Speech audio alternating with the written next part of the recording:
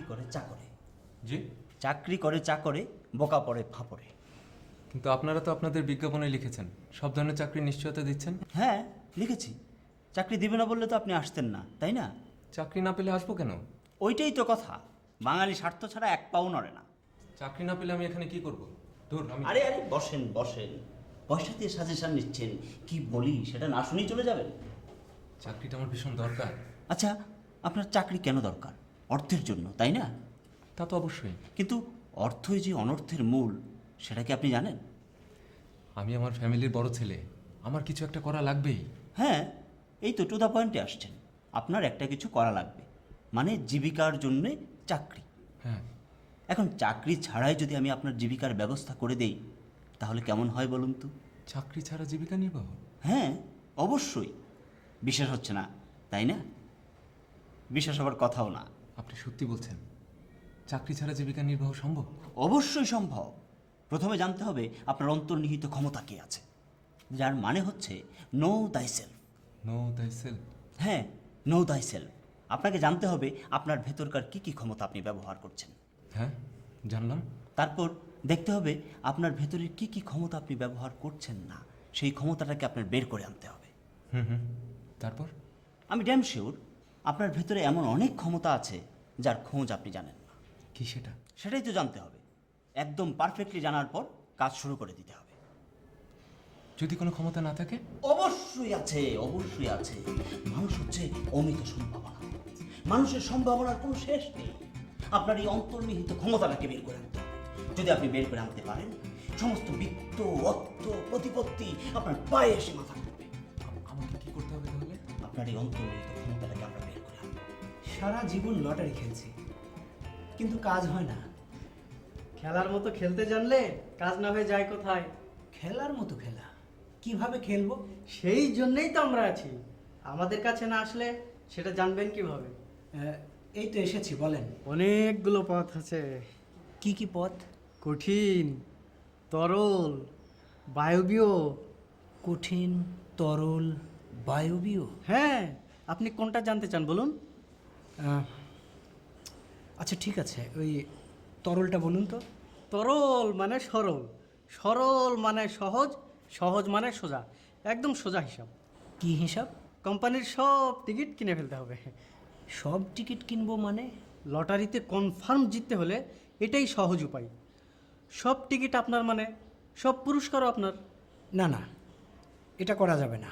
এটা সহজ না, এটা কঠিন। এটা কঠিন না, তাহলে কঠিনটা বলি।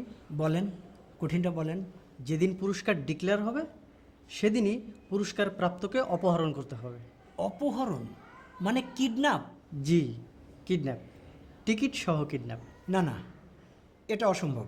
পুলিশ ধরতে পারলে কি হবে জানেন? কিচ্ছু হবে না, পুরস্কারের একটা অংশ পুলিশকে দিয়ে দিবেন, ব্যাস পুলিশ চুপ থাকবে। না না, এটা কঠিন, এটা করা যাবে না। আপনি অন্য একটা বলুন। তাহলে বায়বীয়টা বলি। বায়বীয়টা হচ্ছে পুরস্কার প্রাপ্ত টিকিটের মতো হুবহু একটা টিকিট ছাপিয়ে ফেলা। অসম্ভব। এটা আলাদিনের দত্ত ছাড়া কোনোভাবেই সম্ভব না। এই জন্যই বলা হচ্ছে বায়বীয়, কিন্তু তারপরেও সম্ভব। কিভাবে সম্ভব? যে লোক টিকিট ছাপে তাকে হাত করতে হবে। না না, এটা অসম্ভব। অসম্ভব না, সম্ভব। পৃথিবীর কোনো কাজই অসম্ভব না। না না, অসম্ভবই যদি না হবে, আমি বাড়ির বড় ছেলে, তারপরেও দেখেন কত লটারি খেলছি, এই কাজ করছি, সেই কাজ করছি, কিছু কি সম্ভব না। আপনার দায়িত্ব এখন মিস রাখার। উনি ওনার চেম্বার আছে, ওর ওখানে যান। তার কাছে যাবো মানে? কি বলতেছেন আপনি? আপনার জন্য আমার নাক ফাটছে, আপনার জন্য আমার কপাল ফাটছে, রক্ত ঝরছে, আর আপনি বলতেছেন মিস রাকার কাছে যাইতে? আর আপনার কারণে যে আমার ডিমোশন হলো তার দায় কে নেবে? তা তো হবেই। প্রবলেম সলভ করতে না পারলে ডিভোশন হবে না? ও, ডিমোশন হবেই। আমি তো তাও চেষ্টা করছি, চেষ্টা করে আমার হলো ডিমোশন, আরেকজন ক্রিটিসাইজ করে তার হলো প্রমোশন। কে কে প্রমোশন পেল? মিস রাকা, শোনেন, আমি আপনাকে টিপস দিলাম, আপনার ওয়াইফদের হাতে লাঞ্ছিত হলাম, তারপরে আমার হলো ডিমোশন। আর মিস রাকা শুধুমাত্র ক্রিটিসাইজ করে তার হলো প্রমোশন। তাই নাকি? যাই, মিস রাকাকে একটু কনগ্রেচুলেট করে আসি। এই শোনেন, হ্যালো হ্যালো, শোনেন, বেঈমান, বেঈমানের গোষ্ঠী। স্বাগত। স্বাগতম মিস রাকা। আরে রোহিত সাহেব, বসেন বসেন, ধন্যবাদ। আপনার প্রমোশনের কথাটা শুনে খুব খুশি হয়েছি। আবারও ধন্যবাদ। আমার জন্য যে আপনার প্রমোশনটা হয়েছে সেটা শুনে আরো খুশি লাগলো। আপনার জন্য আমার প্রমোশন হয়েছে মানে? না মানে ঠিক আমার জন্য না, আমার স্ত্রীদের ভূমিকা অনেক বেশি। এই কথাটা আপনাকে কে বলেছে? নিশ্চয় দুদু সাহেব। হ্যাঁ, তার মুখেই তো আপনার সাফল্যের হিস্ট্রি শুনলাম। শুনুন, প্রমোশন ডিমোশন যার যা হয়েছে সেটা তার তার যোগ্যতায়। আমার প্রমোশন হয়েছে আমার পারফরমেন্সে। হ্যাঁ হ্যাঁ, আপনার যোগ্যতা সম্পর্কে আমার কোনো সন্দেহ নাই। থ্যাঙ্কস, শুনে খুশি হলাম। এখন আমাকে বাঁচান। বাঁচতে চাইলে হিংসার রাস্তা ত্যাগ করতে হবে। আমি সব রাস্তায় ত্যাগ করতে রাজি আছি। আকাশপথ, নৌপথ, জলপথ, কোনো পথেই হাঁটবো না। আমাকে বাঁচান। ওকে ফাইন, তাহলে প্রথমেই কি করতে হবে জানেন? বহু বিবাহের টেন্ডেন্সি ত্যাগ করতে হবে। কেউ তো ইচ্ছে করে মেলা বিয়ে করে না, সুখের আশায় মেলা বিয়ে করে। চালাকির কথা বলে কোনো লাভ নেই। সুখ চাইলে আপনার স্লোগান হবে, ভালো হোক খারাপ হোক একটি স্ত্রী যথেষ্ট। কিন্তু আমার তো দুজন। সেই প্রবলেম ভালোবাসা দিয়ে সলভ করতে হবে। ভালোবাসা দিয়ে সলভ? হ্যাঁ, যখন আপনার সামনে যে থাকবে তখন আপনার ভাবতে হবে সেই আপনার পৃথিবীর সবকিছু। এইটা কি সম্ভব? বাঁচতে হলে সম্ভব করতে হবে। ভালোবাসা পেতে হলে অবশ্যই ভালোবাসা দিতে হবে। আপনি তাকে 1 ছোটাকও দিবেন না আর তার কাছ থেকে আশা করে বসে থাকবেন এক মনের, তাতেও হবে না। এইভাবে সমস্যার সমাধান হবে আপনি বলতেছেন? আমার উপর আস্থা আছে না? হ্যাঁ, তা আছে।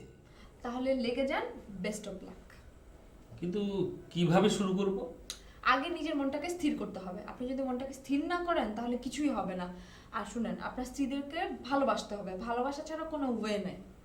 ম্যাডাম, ভালোবাসার আমার অফুরন্ত আছে, কিন্তু সমস্যা হচ্ছে যে স্ত্রীরা তো ভালোবাসা দিতে চায় না। আপনি আদায় করে নেবেন, কেন দিবে না? কিভাবে আদায় করব?